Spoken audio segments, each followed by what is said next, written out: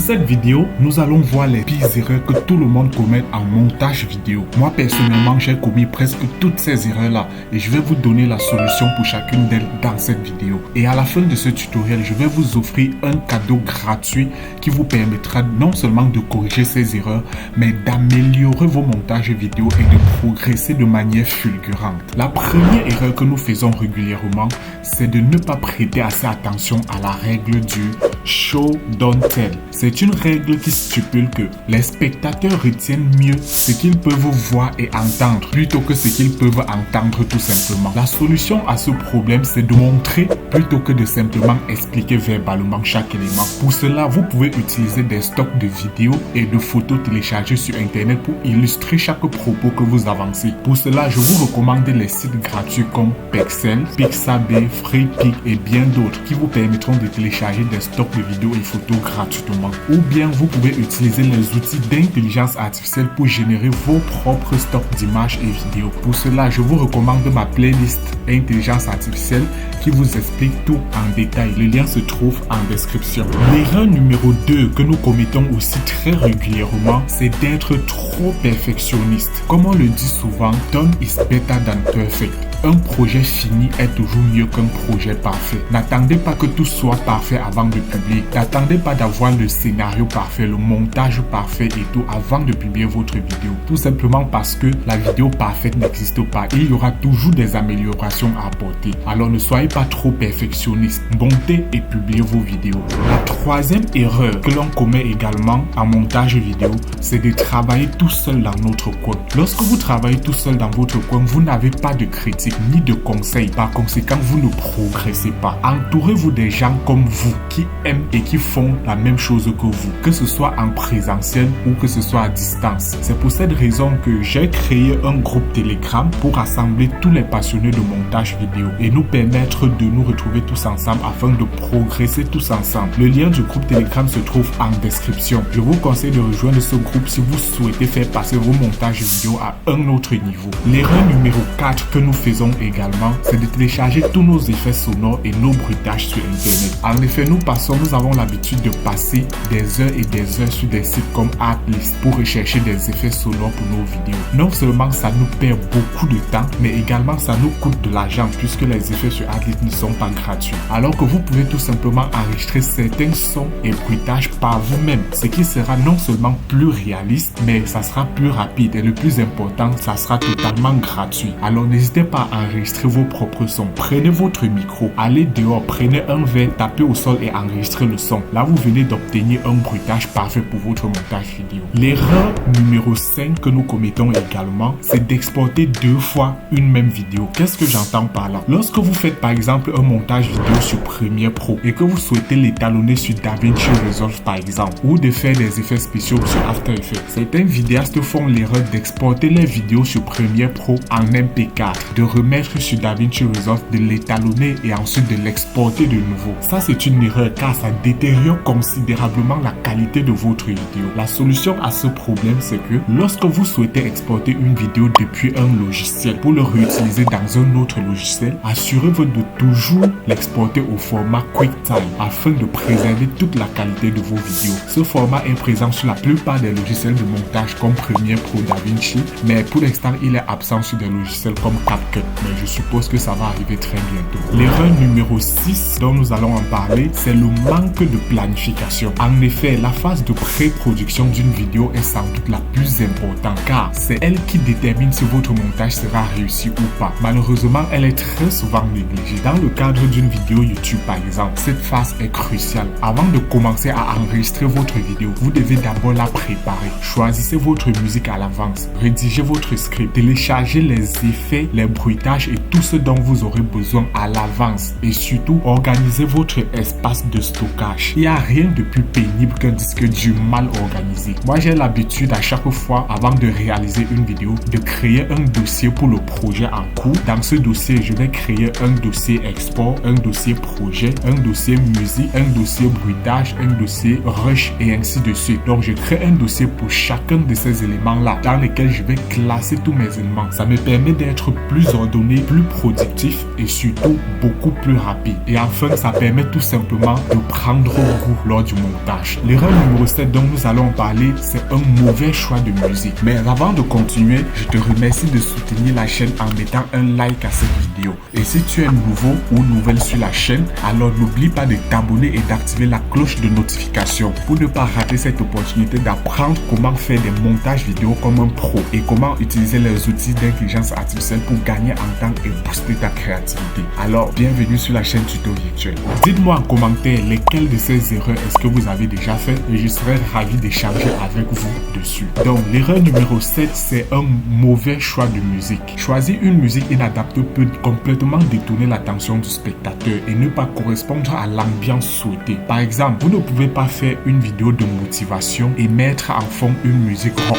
Ça n'a aucun rapport. Ou bien vous ne pouvez pas faire une musique sur la culture chinoise et mettre en fond une musique française. Ça, c'est absurde. Donc, en somme, choisissez toujours votre musique en fonction du thème de la vidéo et des émotions que vous souhaitez susciter chez le spectateur afin d'avoir un plus fort taux d'engagement. L'erreur numéro 8 que nous commettons également régulièrement, c'est de sous-estimer l'importance des bruitages dans une vidéo. Négliger l'importance du son peut nuire à l'expérience du viewer. Assurez-vous de toujours utiliser les effets sonores pour accompagner vos animations de texte, vos transitions. Cela permet de mieux capter l'attention du spectateur et il pourra ainsi rester sur votre vidéo jusqu'à la fin. L'erreur numéro 9 que nous commettons également, c'est l'abus des effets spéciaux et des transitions. Cette erreur-là est très populaire surtout chez les débutants parce qu'ils souhaitent impressionner. Par contre, l'utilisation excessive des effets spéciaux peut distraire plutôt que d'améliorer votre montage. Les transitions animées trop flashy peuvent sembler vraiment amateurs. Comme on a l'habitude de le dire, moins c'est parfois plus. Alors, utilisez les transitions et les effets spéciaux avec parcimonie. L'erreur numéro 10 que nous commettons également, c'est la compression excessive. Certaines personnes ont l'habitude de compresser leurs vidéos afin d'économiser l'espace sur leur disque de stockage. Et ceci peut entraîner une perte significative de la qualité. Je vous conseille plutôt d'acheter un support de stockage externe supplémentaire pour conserver vos fichiers. Justement, je vous ai mis en description le lien vers le meilleur disque dur actuellement disponible sur le marché. N'hésitez pas à y faire un tour, ça vaut la peine, ça peut vous sauver la vie un de ces jours. L'erreur numéro 11, c'est d'ignorer le public cible. Retenez ceci une bonne fois pour toutes. Vous ne faites pas vos vidéos pour vous-même, vous le faites pour votre public. Alors il est très important d'adapter votre montage vidéo à leurs besoins et non à votre propre besoin. Parce que ne pas adapter votre montage à votre public cible peut entraîner un manque total d'engagement. Vous n'aurez pas de likes, vous n'aurez pas de commentaires et ainsi de suite. Apprenez à connaître votre audience. Et si vous vous rendez compte que votre public cible aime par exemple des vidéos avec des sous-titrages, alors faites des montages vidéo avec des sous-titrages. C'est non négociable. Même si ça vous prend du temps, faites-le tout simplement. L'erreur numéro 12 que nous commettons, c'est l'utilisation d'une seule musique pendant toute la durée d'une vidéo. Dans les cadres des vidéos YouTube, ça peut très bien passer. Mais dans les cas des vidéos professionnelles comme des vidéos corporate, des vidéos publicitaires et ainsi de suite, ceci ne passe pas. Cela peut rendre la vidéo monotone. Variez la musique en fonction de l'ambiance de chaque séquence. Si une personne est triste, mettez une musique douce en fond. Si une personne est en joie, mettez une musique d'ambiance mouvementée. Donc, vous devez adapter votre musique à l'ambiance de la vidéo. L'erreur numéro 13 que nous commettons également, c'est de négliger les droits d'auteur. Ça, c'est une erreur vraiment très grave car utiliser les contenus sans autorisation peut entraîner des problèmes légaux très importants. Assurez-vous de télécharger des musiques sur les sites appropriés. Et justement, j'ai fait un tutoriel dessus sur les 5 meilleurs sites de musique gratuite et libre de droit. Je vous ai mis le lien en description. L'erreur numéro 14, ici c'est une erreur qui est régulièrement rencontrée chez les débutants. C'est avoir une synchronisation incorrecte. Ne pas synchroniser correctement l'audio avec la vidéo peut rendre le montage totalement désagréable à regarder. Assurez-vous de placer vos éléments vidéo au moment approprié en cohérence avec l'audio. Vous ne pouvez pas être en train de parler d'une voiture, mais sur votre écran, on voit plutôt une moto. Ou bien vous ne pouvez pas être en train de parler des fruits, mais sur votre écran, on voit plutôt des personnes en train de faire de la gymnastique. Ça, c'est totalement désynchronisé. Et ça peut carrément gâcher vos montages vidéo. Au cas où vous êtes sur un interview, par exemple, et que vous utilisez plusieurs caméras, synchronisez toutes ces caméras une fois au montage grâce à l'outil de synchronisation automatique de Premiere Pro, par exemple. Ou bien utilisez un plugin externe comme Plural Eyes pour synchroniser toutes vos caméras sur une seule piste audio. L'erreur numéro 15 que nous rencontrons également, c'est trop d'informations à la fois. Évitez de surcharger l'écran avec trop d'éléments visuels ou d'informations. Gardez votre écran simple et lisible. Je le répète encore, moins vaut parfois plus. L'erreur numéro 16 que je suis sûr que vous commettez très régulièrement, presque tout le monde commet cette erreur, c'est de ne pas revisionner son montage. Ne pas prendre le temps de réviser le montage vidéo après avoir exporté peut entraîner des erreurs évidentes qui auraient pu être corrigées. Alors prenez toujours la peine de révisionner votre montage vidéo après pour éviter des erreurs d'amateurs. L'erreur numéro 17, c'est de ne pas prêter assez attention à la vitesse du montage. Les coupes mal synchronisées ou des vitesses de montage inappropriées peuvent dérouter le spectateur. Évitez les montages trop rapides car ça peut perdre le spectateur. Évitez également des montages trop lents car ça peut rendre votre vidéo ennuyeuse. Donc vous devez savoir doser la vitesse de vos montages vidéo. L'erreur numéro 18, c'est le manque de diversité visuelle. Utiliser toujours le même plan dans une vidéo peut devenir monotone. Alors n'hésitez pas à varier les angles et les perspectives de vos vidéos. Par exemple, vous pouvez utiliser un plan large, ensuite vous passez à un plan serré, vous passez à un plan américain avant de revenir sur le plan large. Ceci rend votre montage dynamique et agréable à regarder. Alors n'hésitez surtout pas à varier vos plans. L'erreur numéro 19 que nous rencontrons également, c'est surtout également chez les débutants en montage vidéo, c'est ignorer les raccourcis clavier. Les débutants peuvent parfois négliger l'efficacité offerte par l'utilisation des raccourcis clavier.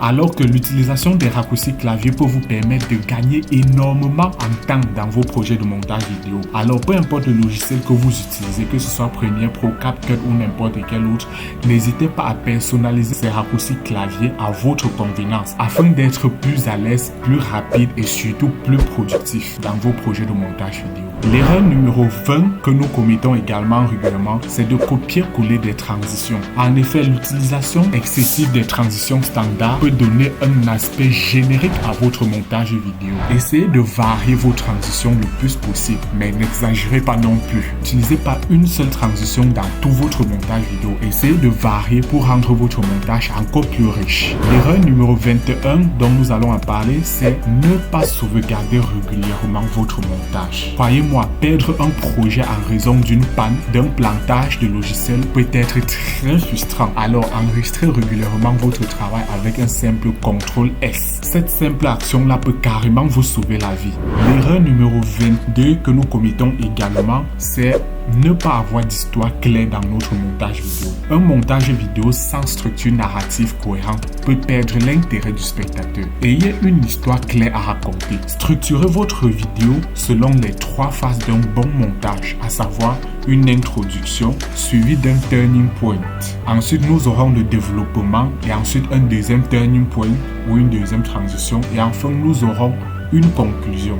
Donc c'est ainsi que vous devez structurer votre vidéo à chaque fois. L'erreur numéro 23 que nous commettons également, c'est une durée de vidéo excessive. Les vidéos trop longues peuvent ennuyer les spectateurs. Évitez les répétitions dans vos vidéos et maintenez un rythme de montage assez dynamique. Ceci permet de garder vos spectateurs concentrés sur votre vidéo du début à la fin.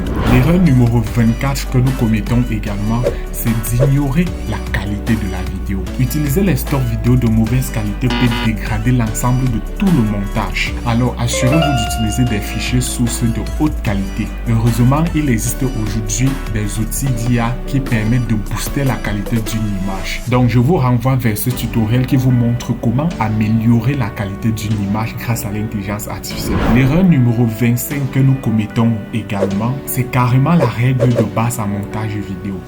Faites toujours une copie de sécurité de vos rushs après le tournage d'une vidéo et conservez-les dans un disque dur de stockage externe. Je sais que vous le savez déjà, mais est-ce que vous le faites alors? Je suis sûr que non. Alors, investissez dans un disque dur externe, ça peut carrément vous sauver la vie. Donc, c'est justement pour cette raison que je vous ai mis en description le lien vers le meilleur disque dur actuellement sur le marché. Donc, n'hésitez pas à vous en procurer, ça va sans doute vous aider. Voilà, alors dites-moi en commentaire lesquelles de ces erreurs est-ce que vous avez déjà commises. Je serais ravi de savoir que je ne suis pas seul à les avoir fait. Et je serais également ravi d'échanger avec vous dessus. Maintenant, pour tous ceux qui sont intéressés, vous pouvez mettre le lien de votre chaîne YouTube en commentaire. Je ferai un tour sur votre chaîne, j'analyserai vos montages vidéo afin de vous donner des conseils personnalisés. J'identifierai vos principaux points forts, vos principaux points faibles et nous allons échanger tous ensemble dans le prochain tutoriel afin de progresser tous ensemble. Donc, j'attends les liens de vos chaînes en commentaire et on se dit à la prochaine pour un nouveau tutoriel. D'ici là, prenez soin de vous.